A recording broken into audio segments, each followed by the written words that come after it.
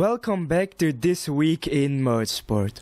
On this episode, Max Verstappen setting up his own GT3 team. FIA is open for an 11th team. And Elfyn wins Rally Finland.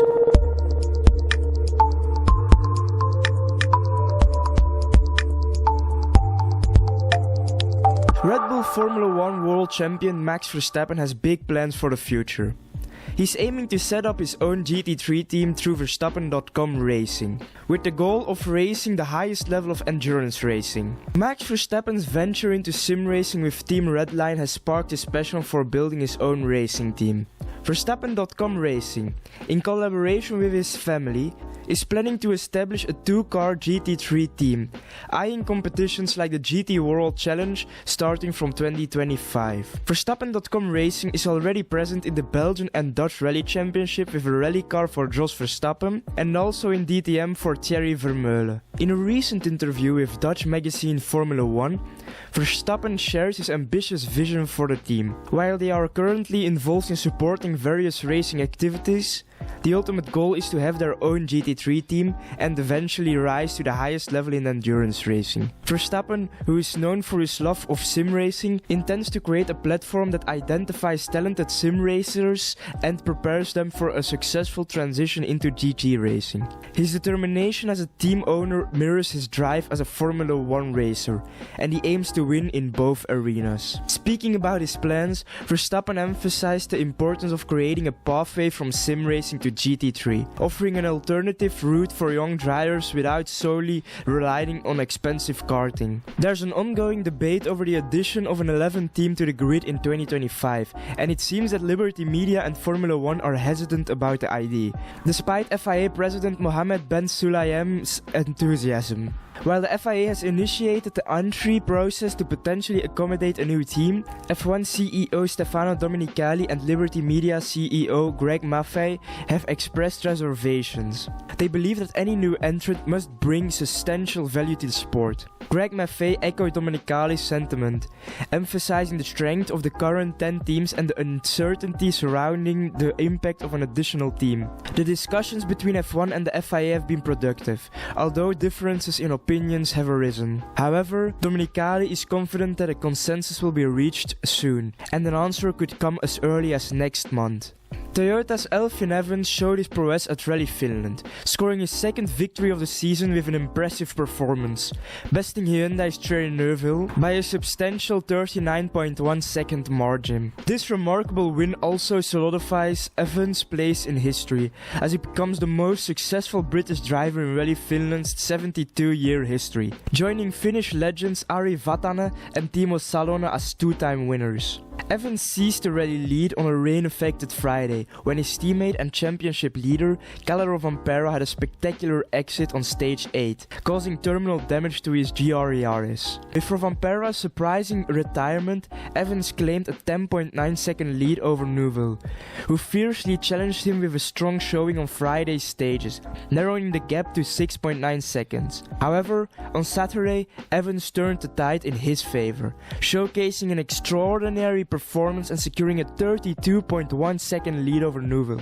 Evans' most impressive run came in stage 15, where he gained a staggering 7.8 seconds on his nearest rival, despite holding a comfortable advantage. Evans opted to push even harder, claiming the 5 bonus points from the rally-ending power stage, securing his 7th career WRC win. As a result, he now trails Rovanperä by just 25 points in the championship standings, with 4 rounds remaining. Toyota's Takamoto Katsuta had a fierce battle with Hyundai's Timo Suninen for the final podium spot, with the former securing 3rd place and earning his 4th career WRC podium. As the rally field saw retirements from notable contenders like Oitanak, Pierre Lobet and Esparago, Oliver Solberg emerged victorious in WRC2, finishing 6th overall, but not gaining any points for a championship. JariMatti Latvala, the 18-time WRC rally winner, made a thrilling comeback at Rally Finland last weekend, stepping away from his role as a Toyota WRC team principal for a weekend. Latvala took the wheel of a Ford GR Yaris,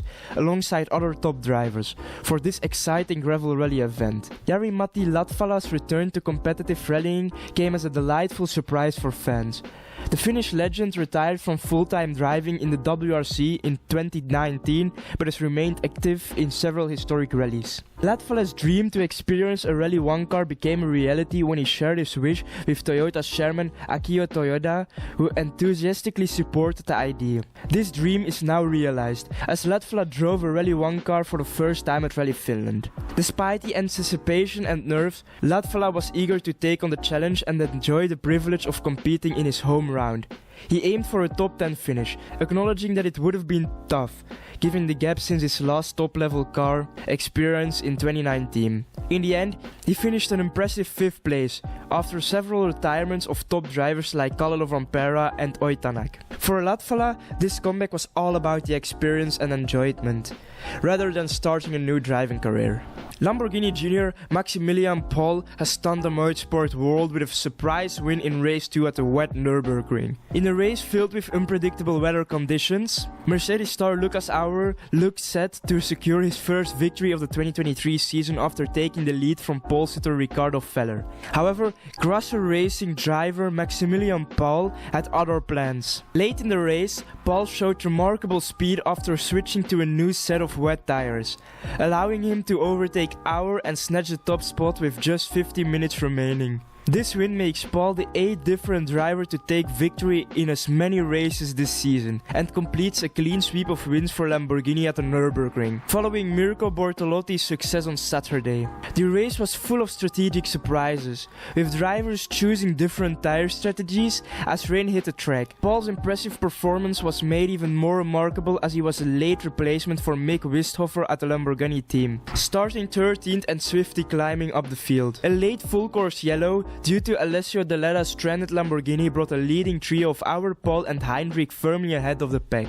setting up a thrilling three-way battle for the win. After a hard-fought battle, Paul managed to get past Auer and secure his first DTM victory in just his 5th race start, an extraordinary achievement. Incredible scenes at the Moto GP British Grand Prix. Alex Esparago pulled off a stunning last-lap move to snatch victory from Francesco Bagnaia in a thrilling rain-soaked race. Starting from 12th on the grid, Alex Esparago launched an impressive charge on his Aprilia, catching up to Ducati's Bagnaia in a nail-biting final lap battle. With rain adding to the excitement, the race turned into a 5-rider showdown for the win. KTM's Brett Binder secured a spot on the podium, trailing behind the longtime leader Bagnaia. Meanwhile, Yamaha's Jack Miller faced misfortune after being forced off track by Alex Marquez and Maverick Vinales, dropping him to 14th. As rain intensified, the lead pack closed up, with Miguel Oliveira making a strong push towards 4th place from 16th on the grid.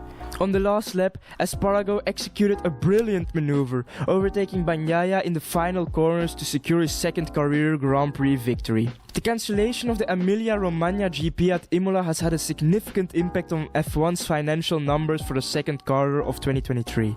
Despite a promising full season with 22 races, including the lucrative Las Vegas GP replacing the French GP, the loss of the Imola race due to local flooding took a toll on F1's revenue. In the April-June period, only 6 events were held instead of the scheduled 7, resulting in a drop in primary revenue, race promotion revenue, and other revenue streams. F1's revenue for the 2nd quarter decreased from $744 million in 2022 to $724 million, with payments to teams also declining from $368 million to $344 million. However, F1's profits saw a slight increase from $49 million to $52 million. The cancellation of Imola significantly affected how media rights revenue is recognized, with contractual increases in fees across other events partially offsetting the impact. Thank you for watching This Week in Motorsport. We'll see you next week for more motorsport news. Please like and don't forget to subscribe for more motorsport content. And I'll see you next time.